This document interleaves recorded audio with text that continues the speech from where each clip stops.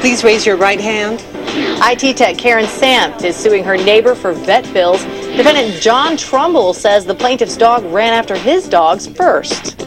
Miss Samt, is that how you pronounce it? That's it. You're claiming that Mr. Trumbull is responsible for an attack upon your pet that was carried out by his pair of pit bulls. Your dog lost the left front leg, and you want the money you spent out for veterinarian bills. Yes, Judge O'Brown, that is correct. All right, ma'am, you first. Okay, back on December 1st, about 11:30 in the evening, my dog Nellie here was let outside for the last time for the night by Chad, my Well, witness. let's hear from that gentleman if he was outside with the animal, all right? Okay. Okay.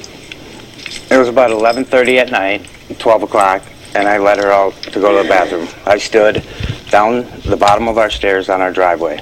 She walks across the driveway. There's a tree there on our property. She got startled by some noise, so she made a couple barks.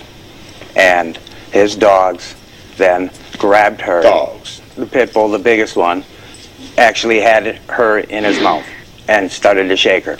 His other dog, Tori, tried to jump up and bite her, and, you know. That's not true. Now, let him finish, and then I'll go to you. You know, upon talking to him later, he had told me that he had said, you know what, I shouldn't have these guys out here this late at night, you know, not on a leash. Well, So, all right, keep going. That's So self-serving, but go ahead. I had grabbed his dog and put him in a headlock, and then grabbed my dog and held her. So his dog couldn't shake my dog anymore, because that's how they kill them. They break their spine or neck, you know. This dog had my dog locked in his jaw. She was dying.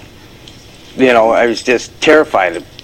Terrified? Why were you terrified? I had just lost another Yorkie 2 weeks earlier. Okay, but you didn't act like you were terrified. No, I was trying to act. I was going after to try to save her. You know. Tell him about how you had her. I had put his dog in a headlock. You're doing what you needed to do. Yes, to save her life. So basically, he finally came about 10 seconds later, and he had to choke his dog, literally twist her collar, twist the collar, choke his dog to have him release her. All right, so you took the animal to the vet. I scooped her up and ran up our All driveway. right, eventually you got the animal to the vet, and Yes. you were advised that the animal might lose its leg, and you've given me copies of your veterinary report. Okay. Your turn, sir. Okay. Mr. Trumbull? All right, Your Honor. I was walking my dog. It was in the middle of the night, and I do it in the middle of the night because then I make sure everybody's at home sleeping and nobody. Why is that? Just because, you know, they are pit bulls and whatever, and, you know, I just like to try to keep them out of trouble. They are pit bulls. Now, you're saying this. Go ahead. Yeah. So I'm walking these dogs. Both my dogs are out in front of his house. In front of his house? Both of them are in front of his house in the street. One of my dogs, Max, was in the neighbor's yard across the street. Tori was in the street. Okay. They weren't on a leash? No, I had them unleashed. I was letting them go out and letting them run for a little bit. Got up to his house, and I just said to myself, I said, well, I better take him back now. So I turned around. Why? Just because they're pit bulls. I mean, if another dog comes in encounter with them, you know what's going to happen. You know, it could be. You knew that already. I was out there, and I turned around, and I proceeded on turn around. We started walking back towards the house, and I started calling my dogs. And all of a sudden, I hear their dog coming out barking.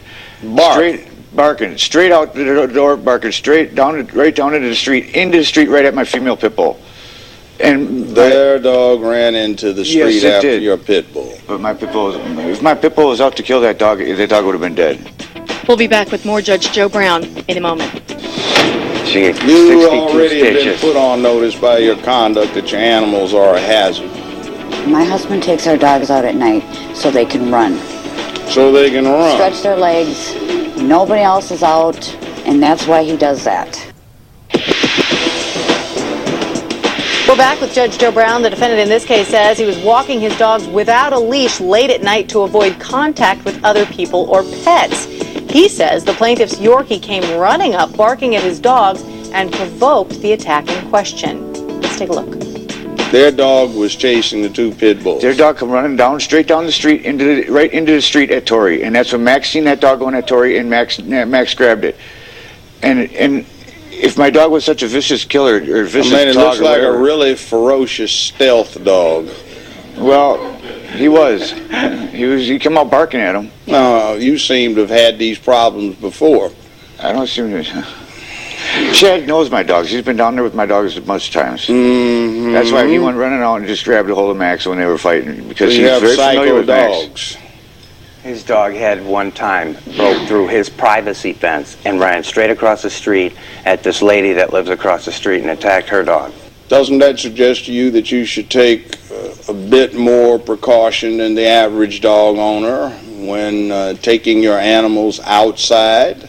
Yes, sir. I probably had him on Well, leash. you didn't, did you? No, Your sir. Honor, can I say So, something, well, please? you wish to? Step right up. Ma'am, do you endorse this? We take them out at night because they're dangerous? My husband takes our dogs out at night so they can run. So they can run. Stretch their legs.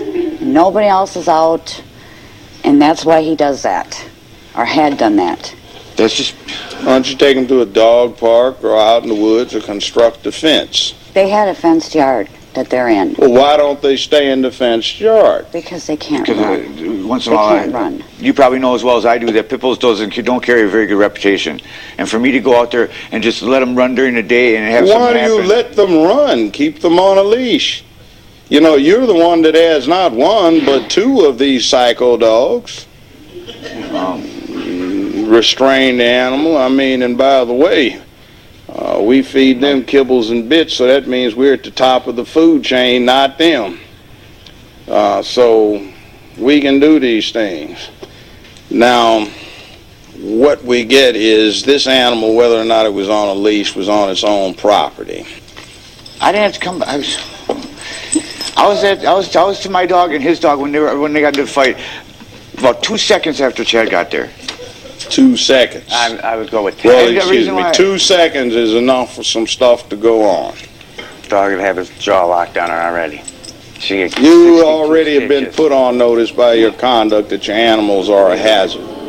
The thing is that this dog's never been reported of attacking before, so this is Well, the first the attack. defendant, no. Sir, you tell me that's why you went out at that time of night. That's sufficient. You should have been advised that you should have taken the extraordinary methods to secure these animals before they did what you were apprehensive that they might do. Judge Joe Brown makes his ruling after this. These aren't just bites. These are attacks causing death, or as they put it here, gross bodily harm. More than half, 58% of these are by pit bulls. Your Honor, that's attacks caused by death. If my dog Now was look going at to the kill that ferocious dog, beast over here to And your right, immediate and- right. So our plaintiff's witness, who says he was in terror, did not act accordingly. He acted courageously and like an apex predator. Very good. Therefore, you'll collect up to your jurisdictional limit, which will be the $3,000 and your cost. This courtroom is now in recess. Well, the defendant's wife actually backed up the idea that her pit bulls needed some time and some freedom to run around unrestrained in the middle of the night. That level of irresponsibility is just staggering, considering that her and her husband both admit that they know how dangerous the animals can be. They're going to have to pay. We'll be right back. Next on Judge